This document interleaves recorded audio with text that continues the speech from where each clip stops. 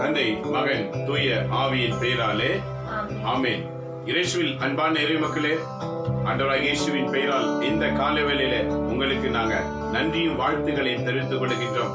ஒவ்வொரு நாள் காலையும் நாம் இப்படி ஆண்டவரை ஆராதிக்கிறது நமக்கு கிடைத்த பாக்கியம். ஆகவே காலையில் தேடுகிறவன் இறை ஆசி பெற்றுக் கொள்கிறவனாய் மாறுவான். அதிகாலையில் என்னை தேடுகிறவன் கண்ணடைவான் என்று ஆண்டவர் வாக்கு உரைக்கின்றது. ஆகவே இந்த நாள் முழுவதும் நம்மை ஆண்டவர் நடத்தும்படி காக்கும்படி ஜெபிப்போம். எங்க அன்பு தந்தை இறைவா, இந்த காலவேளைக்காக உம்மை நாங்கள் போற்றுகிறோம். ஆண்டவரே, எங்களோடு ஜெபிக்க வருகின்ற ஒவ்வொருவரையும் நீர் ஆசீர்வதிப்பீராக. இந்த காணொலி நிகழ்ச்சி வழியாய் உம்முடைய வார்த்தைகளை சொல்லவும், உம்மை துதித்து பாடவும், உம்மை புகழ்ந்து ஆராதிக்கவும் இந்த காலை நேரத்தை கொடுத்தமைக்காக நன்றி ஆண்டவரே. ஒவ்வொரு நாள் காலையும் ஒரு ஆசீர்வாதமான நாளை எங்களுக்கு அமைக்கிறவைக்காய் நன்றி. இந்த நாளுக்குரிய சகல நன்மைகளினால் இன்று நடக்கிற இந்த ஜெபத்தின் வழியாய் நீர் ஆசீர்வதிப்பீராக. மீண்டும் நாளை காலை நாங்கள் கூட மட்டும் ஆசீர்வாதமாய் இருக்க எங்களுக்கு அருள் தாரும் ஆண்டவரே. ஆண்டவர் நீங்க தாமே பாதுகாத்துக் கொள்வீராக. ஆண்டவரே, என்னோடு கலந்து கொள்கிற ஒவ்வொருவரோடும் உடைய கரம் இருக்கட்டும். நீரே தொடர்ந்து பாடல்களையும் செய்திகளையும் ஆசீர்வதிக்குமாறு உடைய பரிசுத்த கருத்திலே நாங்கள் அர்ப்பணிக்கிறோம். இயேசுவின் பெயரால் வேண்டி உடைய ஆசீர்வாதத்தோடு இதோ உடைய துதி பாடல்களையும் செய்திகளையும் தொடங்குகிறோம் எங்க நல்ல பிதாவே. ஆமேன், ஆமேன், ஆமேன். அன்பான இறைமக்களை, இப்போது புகழ்ந்து ஆண்டவரை பாடுவோம். நம்மோடு ஆண்டவர் இருக்கின்றார். ஆமேன்.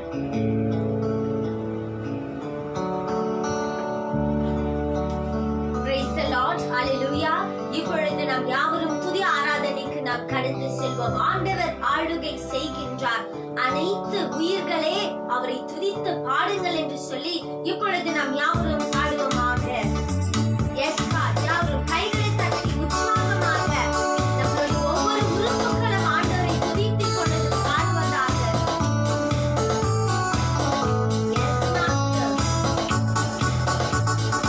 ஆண்டவர் ஆளுகை செய்கின்றார். அனைத்து உயிர்களை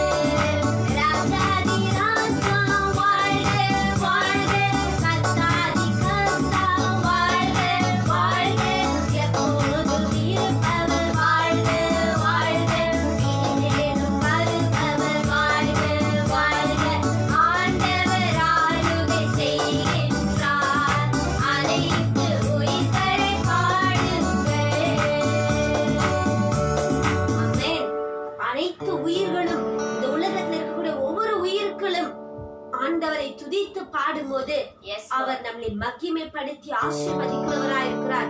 ஆகையால் இப்பொழுது நாம் யாவரும் கண்களை மூடி ஆண்டவர் கொடுத்திருக்கிற இந்த பெரிய பாக்கியத்துக்காக இப்பொழுது நாம் ஜெபிப்போமாக.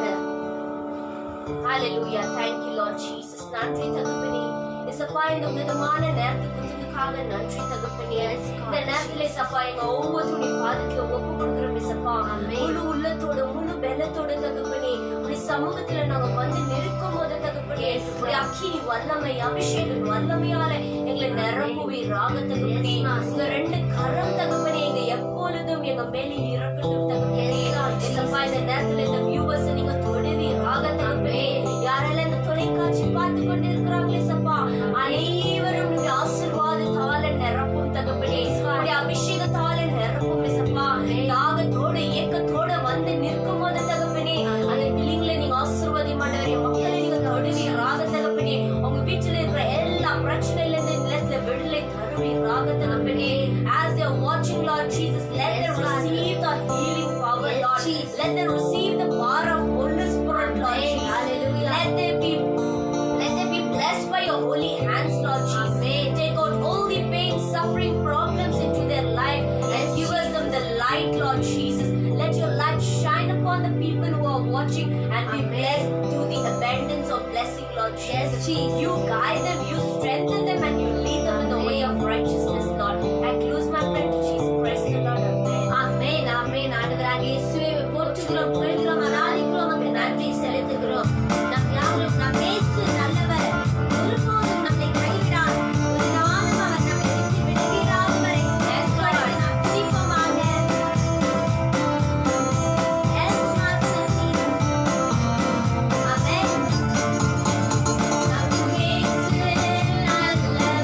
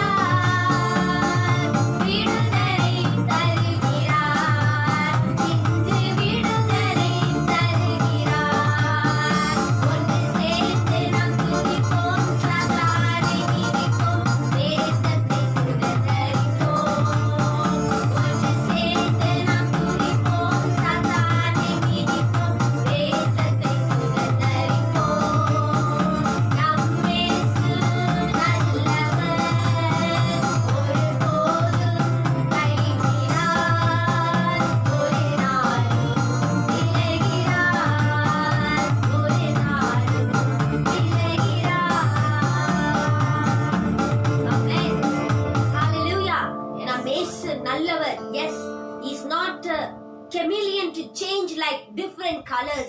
He is a living God and he's not a dead God. Amen. chameleon என்று பார்க்கும்போது அது ஒரு விதமான இன்செக்ட். அது எப்பவுமே அதோடைய கலரை சேஞ்ச் ஆகிக்கொண்டே இருக்கும். ஆனால் நம் ஆண்டவர் அப்படி அல்ல.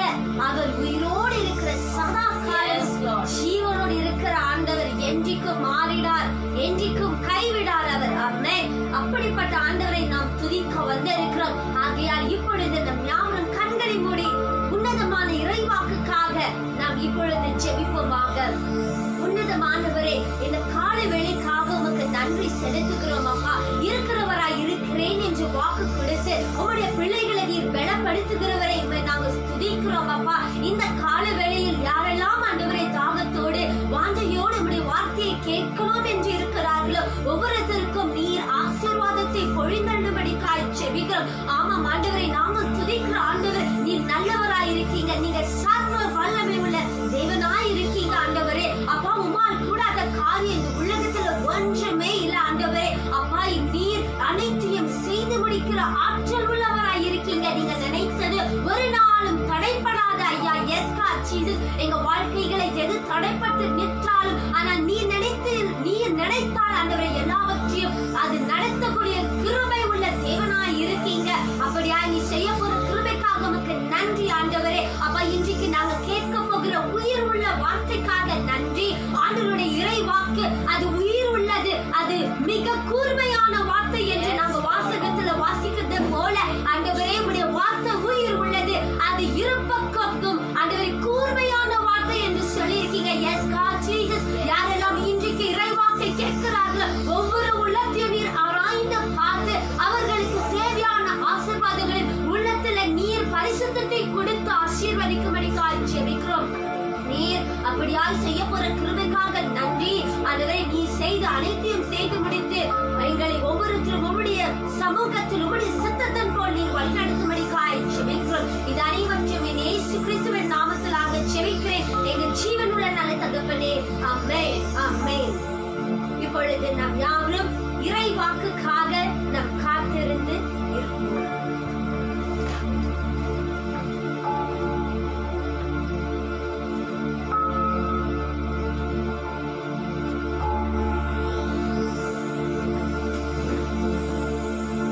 Praise the Lord.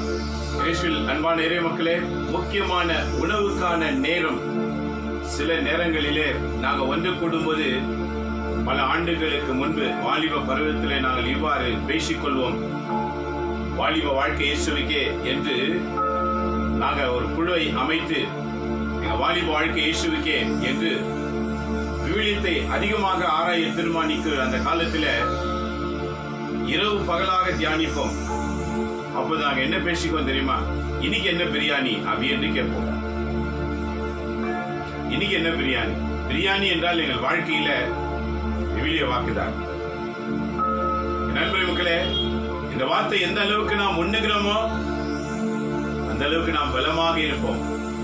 உலகத்துல எது ரொம்ப குவாலிட்டி ஃபுட் இருக்குதுன்னு நினைக்கிறீங்களோ அதுக்கும் மேல, உலகத்துல எது சத்துள்ள உணவு இருக்குதுன்னு நினைப்பீங்களோ அதுக்கும் மேல, இது நம்முடைய நரம்புகளையும் எலும்புகளையும் சதைகளையும் சதைக்கு மேல் இருக்கிற தோள்களையும் பாதுகாக்கக்கூடியது. எந்த ஒரு தீமையும் அணுகாமல், நோய் நொடிகள் அணுகாமல் அதை முற்றிலும் காக்கக்கூடிய ஒரே மருந்து திருவிவிலிய வாக்கு மட்டும்தான். அது உள்ளத்தில் இருக்கிற உள்ளுறுப்புகளையும் காக்கும், வெளியுறுப்புகளையும் காக்கும். அது இறை வாக்கு ஒன்றுதான். ஏனெனில் மனிதர்களாகிய நம்மை வார்த்தையிலே கடவுள் படைத்தார். ஒவ்வொரு வார்த்தையும் உருவமாக மாறினது. அந்த உருவத்துக்கு இந்த வாக்கு இல்லை என்றால் அங்குதான் நோய்வாய்ப்பட்டு அந்த உறுப்புகள் பாதிக்கப்படுகின்றன. ஆக இன்றைக்கு அந்த மெய்யான உணவாகிய இறைவாக்கை கேட்பதற்கு வாஞ்சியோடு காத்திருப்போம். கண்களை மூடி ஆண்டெடுத்தல வேண்டும். சாமுவேலோடு பேசினீரே, சிறுபையன் சாமுவேலோடு பேசினீங்களே, என்னோடு பேசினாங்க. உலகத்தில் இருக்கிற அநேகரோடு பேச முயற்சிக்கிறீரே, என்னோடு பேசினாங்க. பழைய பாட்டில் பல இறைவாக்கினர்கள் வழியாக பேசினீரே, என்னோடு பேசுங்க ஆண்டவரே. புதிய பாட்டில் தாய் மரியாளோடு பேச தீர்மானித்து பேசினீரே, என்னோடு பேசுங்க ஆண்டவரே. உம்முடைய இறைப்பணிக்காக ஊழியர்களை தேர்ந்து கொண்டு அவர்கள் கையில இறைப்பணி ஒப்படைத்து பயணித்து அவங்களும் சிறப்பா செஞ்சாங்களே, அதே போல இன்றைக்கு நானும் தொடர்கிறேன். என்னையும் சிறப்பாய் ஆசீர்வதியும். ஜெபிப்போமா? கண்களை மூடும். நீங்கள் நேசிக்கிற எங்க அன்பு தகப்பனே, இந்த காலை காயுமை நாங்க போற்றுகிறோம். உம்முடைய அருட்கரம் எங்களை தொடர்கிறமைக்காக நன்றி செலுத்துகிறோம். எங்க 2-3 பேர் என் பெயரால் ஒன்று கூடி ஜெபிப்பார்களோ அவங்க மத்தியில நாங்க இருப்பேன் என்று நீ சொன்ன தெய்வமே, இதோ இன்றைக்கு எங்களோடு நீங்க இருக்கிறமைக்காக நன்றி செலுத்துகிறோம். நன்றி ஆண்டவரே, நன்றி ஆண்டவரே, நன்றி இயேசுவே. உடைய திருக்கரத்தில் எங்களை ஒப்பு கொடுத்து நாங்கள் ஜெபிக்கிற ஆண்டவரே, எங்களோடு கூட பேசுவீராக. உடைய வார்த்தைகளை கேட்பதற்கு வாஞ்சியோடு காத்துக் கொண்டிருக்கிற ஒவ்வொருவரையும் உடைய தூய ஆவியால் நிரப்புவீராக. ஆவியானவர் எங்கு உண்டோ அங்கு விடுதலை உண்டு என்ற வாக்கின்படியே எங்கள் மத்தியிலே பரிசுத்த ஆவியானவரை விழாவச் செய்யும், சிந்தனைகளை ஒருமுகப்படுத்தும். கேட்கும் போது எல்லா சிந்தனைகளும் உடைய வார்த்தையினால் நிரம்பி இருப்பதாக. அது எங்க உடலுக்கும் உள்ளத்திற்கும் பலமாயிருக்கட்டும். எங்க உடலை எந்த தீமையும் தீண்டாதவாறு இந்த வார்த்தை எங்களை பாதுகாப்பதாக. நீதாமே எங்களை ஆசீர்வதித்து சுகமாய் வைத்து காத்துக்கொள்ளும். எங்கள் ஆண்டவர் இயேசுவின் பெயரால் வேண்டி உமது ஆசீர்வாதத்தை நாங்கள் பெற்றுக்கொண்டு உங்களுடைய வாக்குகளை கேட்கிறோம் எங்கள் நல்ல பிதாவே. ஆமென், ஆமென். இயேசுவில் அன்பான இறை மக்களே, ஆண்டவராகிய இயேசுவின் பெயரால் மீண்டும் வாழ்த்துகின்றேன். வாழ்த்து என்பது இறைவன் நமக்கு கொடுப்பது. இறைவன் எப்படி கபிரியேல் தூதன் வழியாக மரியாளை சந்திக்கும் போது வாழ்த்தினார், அருள் பெற்றவளே வாழ்க, ஆண்டவர் உன்னுடன் இருக்கின்றார். இந்த அருள் எப்படி கிடைத்தது? ஆண்டவர் எப்படி அவருக்குள்ளே வந்தார்? பிறக்கும் போதே அவர் அழைத்து வந்து விட்டாரா? இல்ல. பிறந்த காலத்தில் இருந்து கடவுளுக்கு ஏற்றவாறு வாழ வேண்டும் என்று தீர்மானிக்க அவருடைய பெற்றோர்கள் கற்றுக் கொடுத்தார்களே படிப்பினை. கடவுளுக்கு எப்படி வாழ வேண்டும் என்று அவருடைய பெற்றோர்கள் பிறந்த நாளிலே, அதற்கு ஞான வளர்ச்சி அடைகிற நாளிலே கடவுளுக்கு எப்படி வாழணும்னு சொல்லிக் கொடுத்தாங்களே, அந்த சொற்கள் வளர்ச்சி அடைய அடைய திருவிவிலியத்தின் பழைய ஏற்பாட்டு வாசகங்களை கற்றறிந்த ஒரு பெண்மணியாய் வாழ்ந்தார். வார்த்தையை உள்ளத்திலே நிறுத்தி வாழ்கின்ற ஒரு பெண்ணாய் இருந்தாங்க. வார்த்தையை உள்ளத்திலே நிறுத்தினாங்க. ஆகவேதான் மரியாளுடைய பாடல் லூக்கா நற்செய்தி 2ஆம் அதிகாரத்திலே முதல் அதிகாரத்தை தொடங்கி 2 வரும்போது முதல் அதிகாரத்திலே அவர் பாடல் எழுதப்பட்டிருக்கிறது. என் ஆன்மா என் ஆண்டவரை போற்றுகிறது, என் ஆன்மா என் ஆண்டவரை போற்றுகிறது. எவ்வளவு ஒரு அருகில பாருங்க. என் ஆன்மா என் ஆண்டவரை போற்றுகிறது, என் மீட்பராம் கடவுளை நினைத்து என் உள்ளம் மகிழ்கின்றது. பாருங்க, என்னைக்கு நாம மகிழ்ச்சியோடு கடவுளை பார்க்கணும். ஆகவேதான் கடவுளின் ஆவியானவர் அவர்கள் மேல் நிழலிட்டார். அவங்க மேல மட்டும் இல்ல, அவங்க யாரை சந்திக்கிறாங்களோ இவங்க மேல இருக்கிற ஆவி அப்படி அவங்க மேல இறங்கினார்.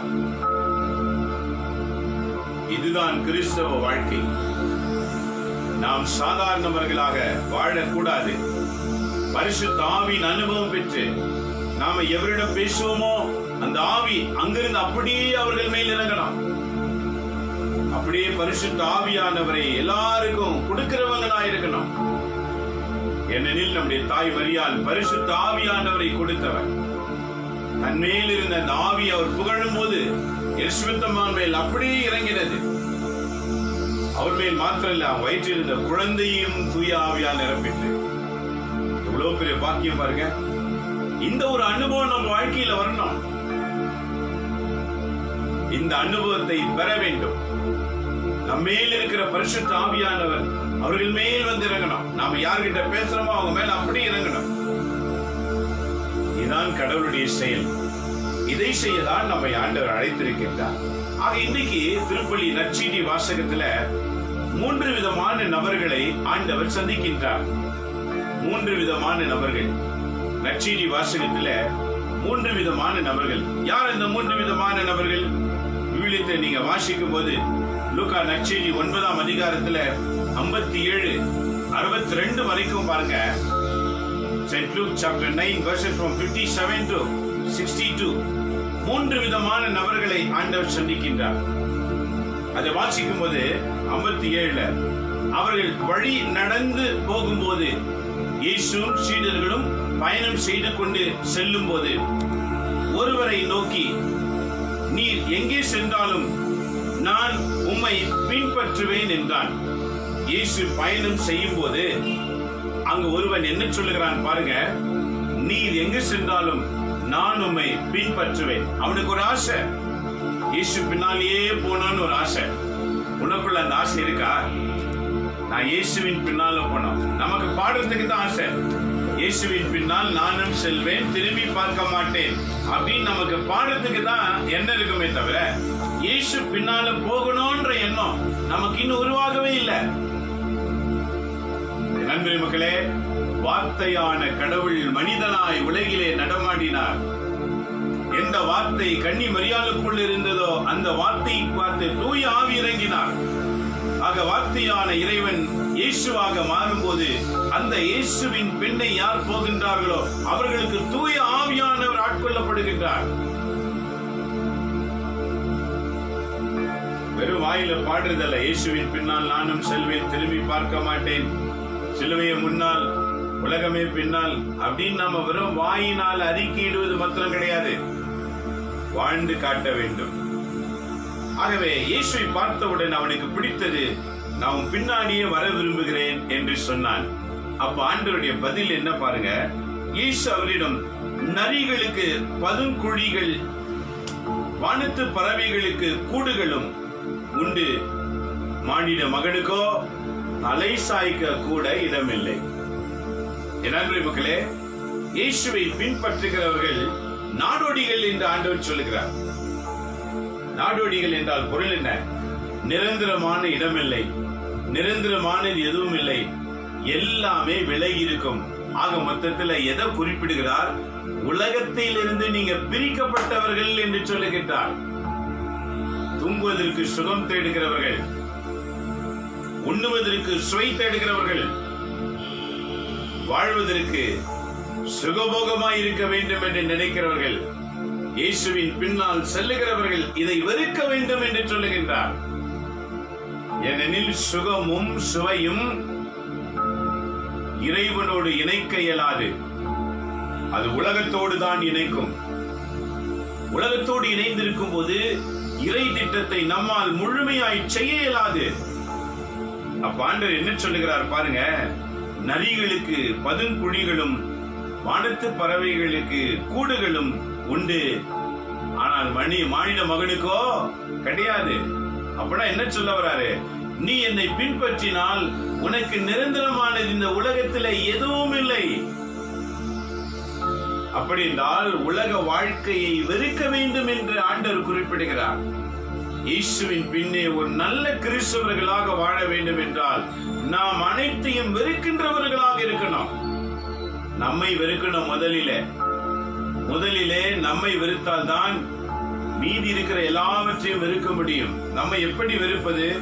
ஆசைக்கு விலகி, அந்தஸ்துக்கு விலகி, சுகத்துக்கு விலகி, சோகத்துக்கு விலகி, ஆண்டவருடைய வாக்குகளில் நிலையாயிருந்து பயணம் செய்வது.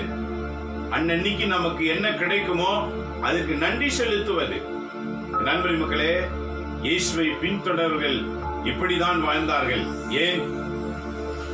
12 சீடர்களை விட பவுலடிகளாருடைய பின்னணியை பாருங்கள்.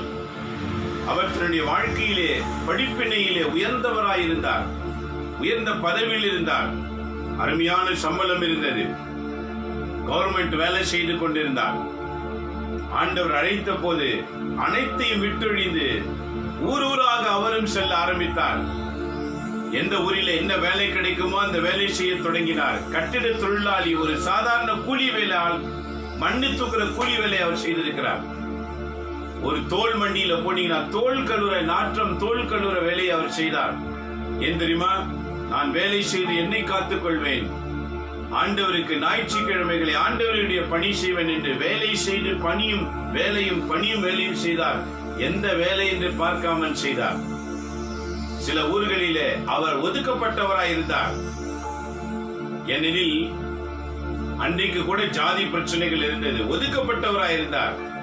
அவருக்கு உண்ணுவதற்கு பாத்திரங்கள் கிடையாது. அவர் பயன்படுத்த தன்னுடைய தலையில் இருந்த தொப்பியை கொடுத்து கூழ் வாங்கி குடித்திருக்கின்றார். தன் தலையில போட்டிருந்த ஒரு தொப்பியில, இன்னைக்கு ஹெல்மெட் பயன்படுத்துறீங்க, அந்த ஹெல்மெட்டை எடுத்து உள்ள பாருங்க, எத்தனை அழுகு இருக்கும். அன்னைக்கு அவர் தொப்பியை பயன்படுத்தினார், அதை எடுத்து அதுல கூழ் வாங்கி குடிக்கின்றார். நண்பர்களே மக்களே, இதுதான் ஆண்டவர் இங்க சொல்றாரு பாருங்க, என்னை பின் செல்ல விரும்புகிற நீ இவெல்லாம் சகித்துக் கொள்ள உன்னால முடியுமா? இன்னைக்கு ஆண்டவரை பின்பற்றுகிற ஊழியர்கள் எப்படி வாழ்கிறார்கள்? சுகபோகத்தோட, சௌகரியமாக. நல்லதுதான், ஆசீர்வாதங்கள் கொடுப்பது கடவுள். அந்த ஆசீர்வாதத்தை பகிர்ந்தளிக்கத்தான் நமக்கு கொடுக்கின்றார். நாம் வரும்போது ஒன்றும் கொண்டு வரவில்லை. நேற்றைய வாசகம், ஒன்றும் கொண்டு போகவில்லை. யோபு சொன்னார், எல்லாம் அவர் கொடுத்தார், எல்லாம் அவர் எடுத்தார், நான் எதை குறித்தும் கவலைப்படேன் என்று சொன்னார். ஏன் தெரியுமா? யோபுக்குள் இருந்த அந்த 5 குணங்கள்: மாசற்றவன், நேர்மை உள்ளவன், கடவுளுக்கு அஞ்சுகிறவன், தீமை விலக்கி வாழ்கிறவன், உலகத்தில் எல்லா மனிதர்களுக்கும் சாட்சியாய் இருந்தவன். இந்த 5 குணங்கள் இருந்த ஒரே நோக்கத்தினால்தான் கடவுள் வந்து அந்த குடும்பத்தை நின்று காத்தார் என்று சொல்லுகிறார். அவர் சூழ்ந்து நின்று காத்தார். அந்த காத்தலுடைய விளைச்சல் தான் யோபுக்கு கிடைத்த சகித்துக் கொள்ளுகிற அந்த தன்மை, பொறுத்துக் கொள்ளுகிற அந்த தன்மை. நண்பர்களே மக்களே, வாழ்க்கையிலே செல்வங்கள் வருவதும் செல்வங்கள் போவதும் சகஜமாயிருக்கும். இன்று உன்னிடத்தில் இருக்கும், நாளை மற்றொரு இருக்கும். அது நிலையானதல்ல. அதுதான் இன்றைக்கு ஆண்டவர் சொல்கிறார், என்னை பின்பற்றும் போது உனக்கு நிலையானது எதுவும் கிடைக்காது. பல நேரத்தில் உணவு கூட உனக்கு பிரச்சனை இருக்கும். உன்னால் தாங்கிக் கொள்ள இயலாமல் இருப்பாய் என்றால் என்னை பின்பற்ற இயலாது. உறங்குவதற்கு உனக்கு இடம் இருக்காது. நீங்க வாடகை வீட்டில் இருக்கலாம், நிலையான இடம் கிடையாது. ஏனெனில் உலகத்தை சார்ந்தவர்களுக்கு நிலையானது எதுவுமே இல்லை. விண்ணகத்தை சார்ந்தவர்கள் விண்ணக ராஜ்யத்திற்காக தயார்படுத்தும்படி இந்த பூமியிலே நிலையானதை எதுவும் அனுபவிக்க முடியாது என்று சொல்கிறார் ஆண்டவர். இதான் ஒருவனுக்கு ஆண்டவர் கொடுத்த வாக்கு. உலகில் நிலையானது என்று நினைக்கிறவன் என்னை பின்பற்ற இயலாது. ஒன்றுமே நிலையானது இல்லை என்று சொல்லுகிறவன் தான் என்னை பின்பற்ற முடியும் என்று அவனுக்கு சொன்னார். என் அன்பு மக்களே, அப்ப முதல்வன் வழியாக நாம் என்ன தெரிந்து கொள்கிறோம்? இந்த பூமியில் ஆசைகளை வெறுக்க வேண்டும், அந்தஸ்துகளை வெறுக்க வேண்டும், சுகத்தை வெறுக்க வேண்டும், சௌகரியத்தை வெறுக்க வேண்டும். இயேசுவின் பின்னே போகிறேன் என்று சொல்கிறவர்கள் இவெல்லாவற்றையும் விட்டு விலகினால் தான் அவர் பின்னே செல்ல முடியும் என்று சொன்னார். அடுத்து வாசிக்கும் போது பாருங்க, ஆண்டவர் என்ன சொல்லுகிறார்? 2வது மனிதன் 59வது வாக்கியம். இயேசு மற்றொருவரை நோக்கி, என்னை பின்பற்றி வாரும் என்றார். அவர், முதலில் நான் போய் என் தந்தையை அடக்கம் செய்துவிட்டு வர அனுமதித்தாரும் என்று கேட்டார். நன்றி மக்களே, என்ன சொல்றார் பாருங்க. இயேசு இப்போது இன்னொருவரை அணுகி அழைக்கின்றார். முதலிலே இயேசுவை ஒருவன் அணுகினான். இப்போது இயேசுவை நேரடியாக ஒருவனுக்கு அழைப்பு கொடுக்கின்றார், என்னை பின்பற்றி வா. அவன் என்ன சொல்லுகிறான் பாருங்க, நான் போய் என் தந்தையை அடக்கம் செய்கின்றேன். இன்னைக்கு ரொம்ப முக்கியமா இல்லையா? நம்முடைய பெற்றோர்களுக்கு செய்ய வேண்டிய கணத்தை மரியாதை செலுத்துவது மிக அவசியம் இல்லையா? அப்ப ஆண்டவர் என்ன சொல்றார் பாருங்க. இயேசு அவரை பார்த்து, இறந்தோரை பற்றி கவலைப்பட வேண்டாம், இறந்தோரை பற்றி கவலைப்பட வேண்டாம், அவர்கள் அடக்கம் செய்யப்படுவார்கள். நீ போய் இறையாட்சியை பற்றி அறிவிப்பாயாக. அப்படின்னா என்ன அர்த்தம்?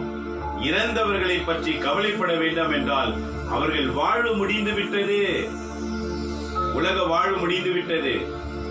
நீர் என்னை கண்டதால் என்னுடைய நல்ல செய்தி இனிமேலாவது நீ சொல்ல தீர்மானிப்பாயாக என்று சொன்னார். இறந்தோர் அடக்கம் செய்யப்படுவார்கள். நீ இல்லைன்னா யாராவது செய்வாங்க. ஆக அடக்கம் எவர் வேணாலும் செய்வாங்க. இந்த கொரோனா நேரத்தில் பாருங்க, எத்தனையோ பேர் இறந்து போனார்கள். அந்த இறந்த உடலை அடக்கம் செய்யாமல் அனாதை பிணங்களாக சிலது விழுந்து கிடந்தது. ஜாதி மத இன வேறுபாடின்றி அநேகர் என்னுடைய ஜாதின்னு கூட பார்க்கல, அதை எடுத்து அடக்கம் செய்ததை நீங்க டிவி நியூஸ்ல பார்த்திருக்கலாம், பேப்பர் நியூஸ்ல பார்த்திருக்கலாம். என்னுடைய இனம் என்று கூட அவர்கள் பொருட்படுத்தாமல் அதை கொண்டு போய், அது கொரோனா பேஷண்ட் நோய் என்று கூட பொருட்படுத்தாமல் அதை கொண்டு போய் அடக்கம் செய்றாங்க. உலகமே பயந்திருக்கும் போது தைரியமாக அடக்கம் செய்தார்கள். இதான் ஆண்டவர் சொல்லுகிறாரு, ஒருவன் இறந்து போனால் அடக்கம் செய்ய ஆட்கள் உண்டு. ஆக கவலைப்படாதே. இறந்த மனிதன் ஒவ்வொருவரும் மண்ணில் அடக்கம் செய்யப்படுவான். அது நடக்கும். ஆனால் வாழ்ந்து கொண்டிருக்கிற நீ என்னை பின்பற்றி வா என்று சொன்னார். நற்செய்தி அறிவிக்கும்படிக்காக எவ்வளவு தெளிவா சொல்றார் பாருங்க. நீ போய் இறையாட்சி பற்றி அறிவியும். ஆண்டவர் இயேசு பூமியிலே தோன்றின நாளிலிருந்து, அவர் இறைவாக்கு நிறைவேற்ற வேண்டும் என்ற நாளிலிருந்து, அவருக்கு பின் சென்ற சீடர்களை அழைத்த நாளிலிருந்து அவருடைய திட்டமெல்லாம் இறைவாக்கு நிறைவேற்ற வேண்டும், இறைவாக்கு நிறைவேற்ற வேண்டும் என்பதுதான் நோக்கம். இன்றைக்கு நம்ம வாழ்க்கையில இறைவாக்கு நிறைவேற்றணும் எண்ணம் இருக்கிறதா? நம்ம சேவையிலே மாற்றுதல், ஜெபத்திலே மாற்றுதல் வேண்டும். விவிலியத்தின் அடிப்படையிலே வளர்ச்சி அடைய நாம் வளர வேண்டும். விவிலிய ரகசியங்களை அறிந்து கொள்ளுகிறதிலே நாம் வைராக்கியமாய் வாழ வேண்டும். இதுதான் இயேசுவை பின்பற்றுவதற்கான அறிகுறிகள். ஆக கிறிஸ்தவர்களாகிய நம்மை சொல்லுகிறார் பாருங்க, நீங்க கிறிஸ்தவர்களாய் தேர்ந்து கொண்டதினாலே நடக்கிறதை குறித்து கவலைப்படாமல் இறைவாக்கு உரைக்கிறதிலே கவனத்தை செலுத்துங்க. இதான் இந்த இரண்டாவது நபருக்கு ஆண்டவர் கொடுக்கிற செய்தி. நாம் கிறிஸ்தவ குடும்பத்தில் ஏன் பிறந்திருக்கிறோம்? ஆண்டவர் நம்மை பிறக்க வைத்திருக்கின்றார். இதற்காக இறையாட்சியை பற்றின செய்தி நம்மை சூழ்ந்திருக்கிற எல்லாருக்கும் தெரிவிப்பதற்காக, விவிலியத்தில் இருக்கிற ரகசியங்கள் அனைவரும் அறிந்து கொள்வதற்காக. இதற்காக தான் ஆண்டவர் உன்னையும் என்னையும் தேர்ந்து கொண்டார். நன்றி மக்களே, சிந்தனை செய்து பாருங்கள். முதலில் இருந்தவன் இயேசுவை தேடி வந்தான். இரண்டாவதிலே இயேசுவை அவனை அழைக்கின்றார். இறையாட்சியை பற்றின காரியத்தை செய்வதற்கு என்னை பின் செல் என்று சொன்னார். அப்ப இயேசுவை பின்பற்றுகிறவர்கள் இறைவனுடைய திட்டத்தை நிறைவேற்றுவார்கள். இயேசுவை பின்பற்றாதவர்கள் இறை திட்டத்தை நிறைவேற்ற மாட்டார்கள், மனிதன் திட்டத்தை நிறைவேற்றுவார்கள். மனிதர்களுடைய திட்டத்தை நிறைவேற்ற அழைக்கப்பட்டவர்கள் அல்ல நாம். இறைவனுடைய திட்டத்தை நிறைவேற்றதான் இந்த பூமியில் அழைக்கப்பட்டிருக்கிறோம். இதைதான் இன்றைக்கு நற்செய்தி நமக்கு ஒரு வலியுறுத்துகின்றன.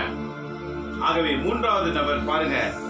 மூன்றாவது நபர் யார் என்று பார்க்கும்போது 61வது வாக்கியம், வேறொருவரும் ஐயா உம்மை பின்பற்றுவேன், ஆயினும் முதலில் நான் போய் என் வீட்டில் உள்ளவர்களிடம் விடை பெற்று வர அனுமதித்தாரும். என்ன சொன்னார் பாருங்க. இப்ப மூன்றாவது நபர் இயேசுவை அணுகுகின்றார். முதல் நபர் இயேசுவை அணுகினார். அவருக்கு சொன்னார், தலை சாய்க்க கூட எனக்கு இடம் இல்லையா? நீ என் பின்னால வந்து கஷ்டப்பட போறியா? அவன் சொன்னான், நான் பின்பற்றுவேன். இரண்டாவது ஆண்டவர் நேரடியாக ஒரு சந்தித்து அழைக்கிறார், நீ வா என் பின்னால, உலக குறித்து எதையும் கவலைப்படாத, என் பின்னாடி வா. இப்ப மூன்றாவது நபர் இயேசுவை அணுகுகின்றார். அவர் சொல்கிறார் பாருங்க, உன் பின்னே வர எனக்கு ஆசையா இருக்கிறது, ஆனால் முதல்ல என் வீட்டுல போய் சொல்லிட்டு வந்துடுறேன். அப்போது இயேசு அவனை பார்த்து சொன்னார், கலப்பையில் கை வைத்தவன் திரும்பி பார்ப்பவர் எவரும் இறையாட்சிக்கு உட்பட தகுதி உள்ளவர் என்று சொன்னார். பாருங்க, இதனுடைய ரகசியம் என்ன? அவன் வீட்டில தானே சொல்லிட்டு வரேன்னு சொன்னான். ஏன் ஆண்டவர் வந்து கலப்பையின் மேல் கை வைத்தவன் பின்னிட்டு பார்க்க கூடாது என்று சொன்னார்? ஏனெனில் நம்முடைய உள்ளத்தில் இருக்கிற எண்ணங்களை அவர் அறிந்தவராய் இருக்கின்றார். பல வேளைகளிலே நம் வீட்டாரை இந்த இறைப்பணிக்கு இடைஞ்சலாய் இருப்பார்கள். நாம் இறைப்பணி செய்ய வேண்டும் என்று தீர்மானிப்போம். அந்த இறைப்பணிக்கு பல வீட்டாரை இடைஞ்சலாய் இருப்பார்கள். அந்த இறைப்பணிக்கு தொடர்ந்து செய்ய முடியாமல் இடைஞ்சலாய் இருப்பார்கள். ஆகவே ஆண்டவர் சொல்லுகிறார், முதலிலே நீ இறைப்பணி செய், அப்போது உன் வீட்டார் மீட்கப்படுவார்கள். என் நண்பர் மக்களே, இறைவனுக்காய் அர்ப்பணிக்கப்பட்டவர்கள் எவரிடத்திலும் கேட்க வேண்டும் என்ற உதவி தேவையில்லை என்று சொல்லுகிறார். நீ நீ உன் உள்ளத்தில் ஏற்பட்டது என்ன? ஆண்டவரை பின்பற்ற வேண்டும் என்று தீர்மானித்தாய், அதை தொடர்ந்து செய், அதற்கு யாருடைய பர்மிஷனும் கேட்காதே என்று சொல்லுகின்றார். அப்படி என்றால் கீழ்ப்படியாதே என்று சொல்லவில்லை, யாரிடத்திலும் உத்தரவு கேட்காதே, என்னை பின்பற்ற வேண்டும் என்று தீர்மானித்தால் பின்பற்றிக் கொண்டே இரு. நண்பர்களே, மக்களே, இயேசுவை பின்பற்ற ஜெபிக்க பர்மிஷன் கேட்கிற நாம மறைவாக செய்த செயலுக்கெல்லாம் பர்மிஷன் கேட்கிறோமா? அப்பெல்லாம் நம்ம சுத்தி இருக்கிறவங்களை ஞாபகத்துக்கு வருது இல்லையா? ஆக ஆண்டவர் என்ன சொல்லுகிறார்? இத்தனை காலம் மறைவானதெல்லாம் நீங்க செய்யும் போது உங்க வீட்டாரை கேட்டீங்களா? என் பின்னே வரும்போது மட்டும் என் வீட்டாரை கேட்கிறேன் என்று எப்படி சொல்லலாம்? ஆண்டவர் உள்ளங்களை ஆராய்கின்றவர். ஆக முதல் நபரிடத்திலே ஆண்டவர் என்ன சொல்லுகிறார்? என் பின்னே வந்தால் உனக்கு எந்த சுகமும் உலகத்திலே கிடைக்காது, நீ எல்லா சுகத்தையும் வெறுத்துதான் என்னை பின்தொடர வேண்டும். இரண்டாவது நபரை ஆண்டவரே அழைத்தார், என் பின்னே வா, அடக்கம் செய்வதை குறித்து கவலைப்படாதே, அது செய்வதற்கு ஆள் உண்டு, நீ என் பின்னே வா, இறையாட்சியை பற்றி அறிவி என்று சொன்னார். மூன்றாவது நபர் இயேசுவை தேடி வந்தார். அவருக்கு சொன்னார், என்னை கண்டதால் நீ என்னை பின்பற்ற தீர்மானம் செய், அதற்கு எவரிடத்திலும் கேட்க வேண்டும் என்று நினைக்காதே, கேட்டால் நீ பின்பற்றாமல் போய்விடுவாய். என் நண்பரே, மக்களே, இந்த மூன்று விதமான நபர்கள் வாழ்க்கையில மூன்று விதமான செயல்பாடுகளை பார்க்கின்றோம். ஆனால் ஆண்டவரோ ஒரே திட்டத்திலே தான் செயல்புரிகிறார். அது என்ன? இறைவனுடைய அரசு. இறை அரசை கட்டி எழுப்புவதற்காக. இந்த இறை அரசு என்பது சாதாரணமாய் கட்டி எழுப்ப இயலாது, பல துன்பங்கள் நிறைந்திருக்கிறது. அதுதான் இன்றைக்கு முதல் வாசகத்துல யோபு புத்தகத்தை 9ஆம் அதிகாரத்திலே கொண்டு வருகின்றார். இன்றைக்கு முதல் வாசகம் பாருங்க, திருப்பலி வாசகம் யோபு 9ஆம் அதிகாரம் 1 - 16 வரைக்கும் உள்ள வாக்கியங்கள் இன்னைக்கு முதல் வாசகம்.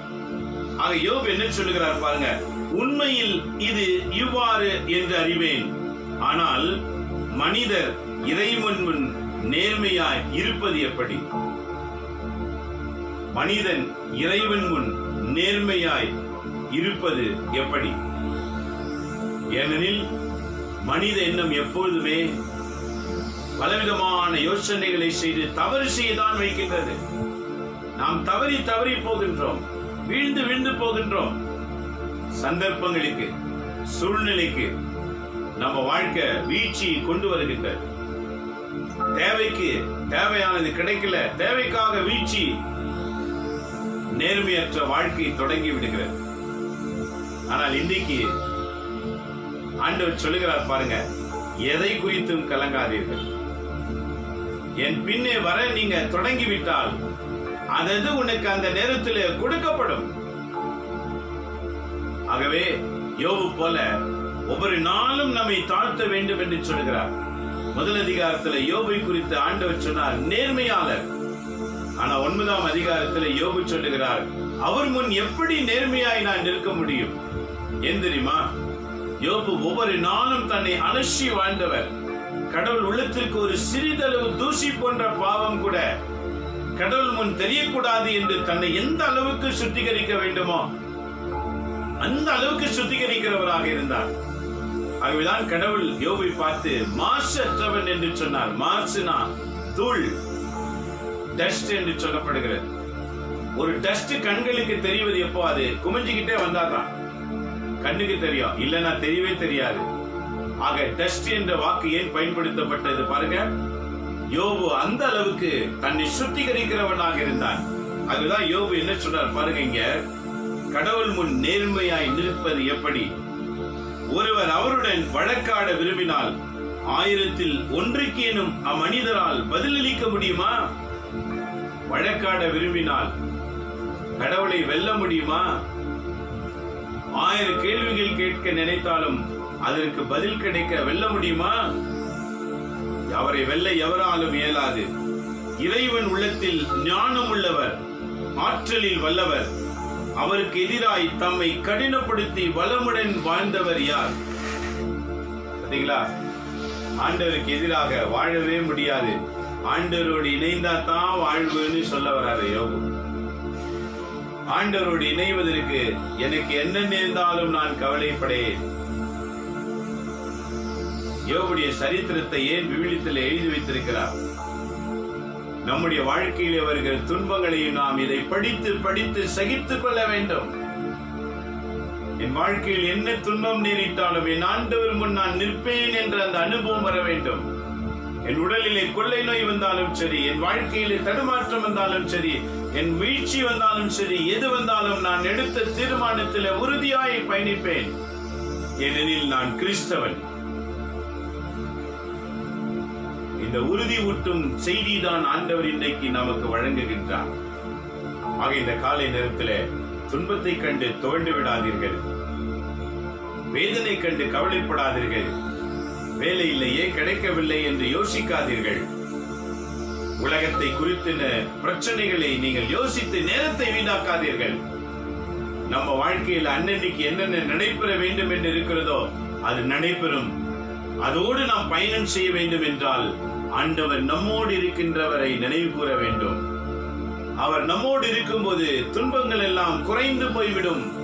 மலை போன்றவை கடுகு போல மாறிவிடும். மலை போன்ற பிரச்சனையை கடுகு போல மாற்றி ஒரு சின்னதாக கொடுப்பார் கடவுள் நம்மிடத்தில். அதை நம்மால் வெல்ல இயலும்.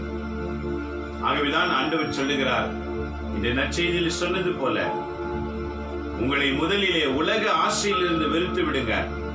சுகமான இடம் வேணும், சுகமான உணவு வேணும், நல்ல உடை வேணும்ன்றதை வெறுத்துடுங்க. இருக்கிறதுல மகிழ்ச்சியாயிருங்க. உனக்கு என்ன இருக்குதோ அதை வச்சு மகிழ்ச்சியாயிரு. என்னை பின்பற்றி வா என்று சொன்னார். இரண்டாவதுல பாருங்க, யாரிடத்திலும் எதையும் செய்ய வேண்டும் என்று நினைக்காதே, முதலில் இறை அருட்சை தேடுவதற்கான முயற்சி செய். அந்த முயற்சி உனக்கு எல்லா விதத்திலும் வெற்றியை கொடுக்கும் என்றார்.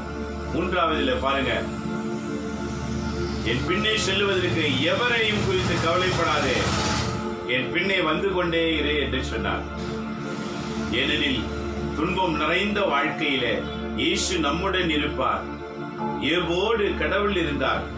யோபு வாழ்க்கையிலே நேர்மை இருந்ததினால், மாசற்ற வாழ்க்கை இருந்ததினால், கடவுளுக்கு அஞ்சுகிற பயம் இருந்ததினால், தீமை விட்டு விலகினதினால், உலகத்திலே சிறந்தவனாக திகழ்ந்ததினால் கடவுள் வந்து அவரையும் அவர் வீட்டாரையும் அவருடைய சொத்து பத்துகளையும் அவர் நின்று காத்தார் என்று பிசாசானவன் கன்னடத்திலே சொல்லுகின்றான். நீர் என்ன அவனை சும்மா வைத்திருக்கிறீர்? அவனையும் அவனை சூழ்ந்துள்ளவர்களையும் நின்று காக்கிறீர் அல்லவா? ஆகவேதான் அவன் உனக்குரியவனாய் இருக்கிறான் என்று பிசாசு கடவுள்கிட்ட சொல்றான். யோபுக்கு கூட இந்த விஷயம் தெரியாது. நண்பரே மக்களே, இதே போலதான் கடவுள் நம்மை தொடருகின்றார், நமக்கு தெரியாது. நாம் அழும் போது, நாம் வேதனைப்படும் போது, நாம துக்கப்படும் போது, நாம் கவலைப்படும் போது நம்முடன் இருக்கின்றார் ஆண்டவர். அந்தந்த நாளுக்குரியதை கொடுத்து காக்கிறவராய் இருக்கின்றார். ஏன் தெரியுமா? அவரை பின்பற்றி இறை ஆட்சியை பறைசாற்றுவதற்காக. நாம் துன்பப்பட்டாலும் கவலைப்படாதீங்க, விவிலியத்தை அறிந்து கொள்ளுங்க, பயணத்தை மேற்கொள்ளுங்க. துன்பத்துக்கு பிறகு நமக்கு ஒரு மேன்மையான வாழ்வு காத்திருக்கிறது. அந்த மேன்மையான வாழ்வு அடைய வேண்டும் என்றால் துன்பங்களை நாம் இந்த உலகில் அனுபவித்து தான் தீர வேண்டும். அந்த துன்பங்களை சகிப்பதற்கான சக்தி கேளுங்க. எனக்கு துன்பம் வேண்டாம்னு கேட்காதீங்க, எனக்கு பிரச்சனை ஏன் கேட்காதீங்க. இதை எதிர்க்கிற சக்தியும் தாங்குற சக்தியும் எனக்கு தாங்கன்னு கேட்டு பாருங்க. வெற்றி மேல் வெற்றி நிச்சயம் நமக்கு கிடைக்கும். ஏனெனில் நம்முடன் ஆண்டவர் பயணம் செய்வார். ஆகவே இன்றைக்கு பதிலுரை பாடல் தாவீது என்ன உரைக்கிறார் பாருங்க. திருப்பாடல் 88:9 முதல் 14 வரைக்கும் வாசிக்கும் போது அவர் சொல்லுகிறார், துயரத்தினால் என் கண்கள் மங்கி போயிற்று. மங்கி போயிற்றுனா என்ன அர்த்தம்? அழுது அழுது கண்ணே பூத்துச்சின்னு சொல்லுவாங்க பாருங்க சிலர்லாம். இன்னைக்குதான் என் கண்ணீருக்கு விடுதலை கிடைக்குமா? தாவீது சொல்றாரு, என் துயரத்தினால் என் கண் மங்கி போயிற்று.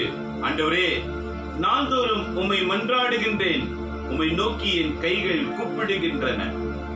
எப்படி பிள்ளைங்க பாருங்க, அவங்களுக்கு பிடித்த அப்பா அம்மாவையோ சொந்தவர் பாத்தீங்கன்னா கை இப்படி தூக்கம், என்ன தூக்கு. குழந்தைகள் இப்படி கை கொடுக்க பாருங்க, உடனே நம்ம அப்படியே தூக்கிக்குவோம். இதே போலதான் தாவீது சொல்கிறார், கடவுளே உம்மை நோக்கி என் கரங்களை நான் கொடுத்தேன், என்னை தூக்கிக் கொள்ளும். மன்றாடுங்க, இந்த மாதிரி கையை உயர்த்தி ஆண்டவர்கிட்ட, ஆண்டவரே கேட்டு பாருங்க, உன்னை அப்படியே தூக்கிவார் ஆண்டவர். ஆகவே ஆண்டவர் மிக அருகிலே இருக்கின்றார். இறந்தோருக்காக நீர் வியத்தகு செயல்கள் செய்வீர். கீழுலகின் ஆவிகள் எழுந்து உம்மை புகழுமோ? கல்லறையில் உமது பேரன்பு எடுத்துரைக்கப்படுமோ? அழிவின் தளத்தில் உமது உண்மை அறிவிக்கப்படுமோ? இருட்டினில் உம் அருஞ்செயல்கள் அறியப்படுமோ? மறதி உலகில் உம் நீதி நெறி உண்மைப்படுமோ? பாருங்க, மனிதர்களை பிடித்த மறதிகள் விலகணும். ஆக தாவீது தன் வாழ்க்கையின் அனுபவங்கள் எப்படி எழுதுகிறார் பாருங்க. ஒரு துன்பத்தில் இருக்கிறவங்க என்ன செய்வாங்களோ அதுதான் இன்னைக்கு பதிலுரைப்பாடு.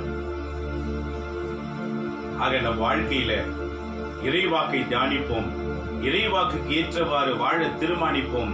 என்ன துன்பம் இருந்தாலும் கவலைப்படாமல் அதை தொடர்ந்து ஜெபித்து ஆண்டவரை நோக்கி பயணிப்போம். நமக்கு மறுவாழ்வு நிச்சயம் உண்டு. நம்மை காக்கிறவர் எவ்வளவு வேகமாக நாட்களை கடத்தி கொண்டிருக்கிறார் பாருங்க.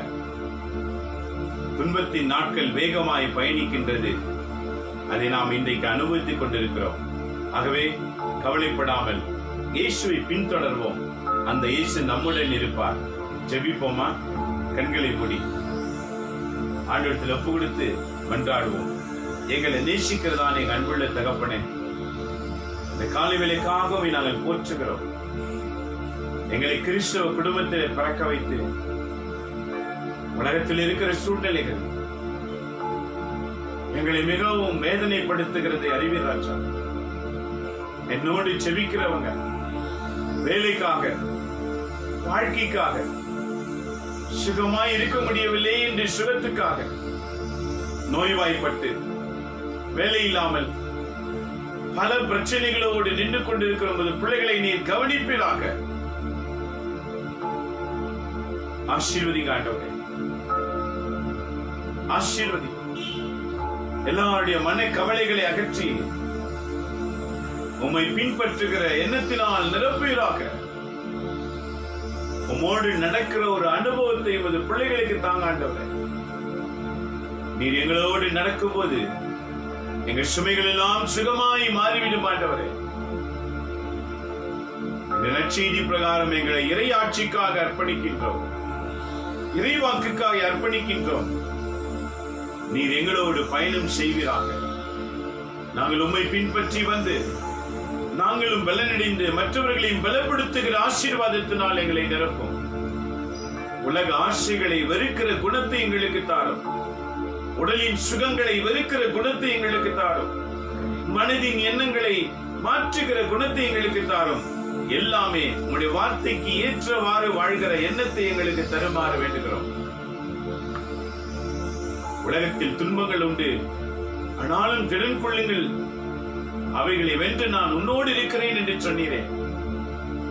இன்றைக்கு என்னோடு செபிக்கிற ஒவ்வொருவரோடு கூட இருப்பீராக.